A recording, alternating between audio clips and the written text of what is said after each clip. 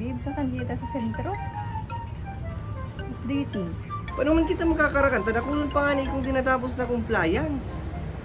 Tara dyan na lang. Naman kay niyo eh. Siyempre, ka man kayang pabayaan. Masintro muna daw kita. Madali man sa akong kaulan. Mala tao yan nga ni baga. Yung murag ng pagkaon. Maubos mo daw yan. May barbecue pa. Uyan nga ni pinausuko na ni kuya. Pero duwa man sa napabakalon mo. Mala taday ka pa na kontento. Gusto mo pang shake and skin. Happy yan, lintian. Hala, topos mo na. Dikit na respeto. Ay, tao yan na nga ni nakaabot na kami sa may pansit kantunan.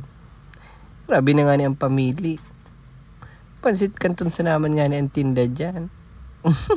Galit-galit na ako. Linti, nagmaw na naman si Bados. Hinalok na ba ni Kuya si pinagpakuluan?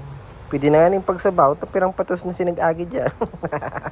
Ang biyo pating inuukag-ukag ni Manay. Ay, saburay na hulog pa. Ano pa man, musta makarao na kita, sa kilid sa nakita, turukaw-tukaw. Mala, basog na naman. Arog talaga garo ka ni pag ang ago mo nangingidam. Isus, param na daw.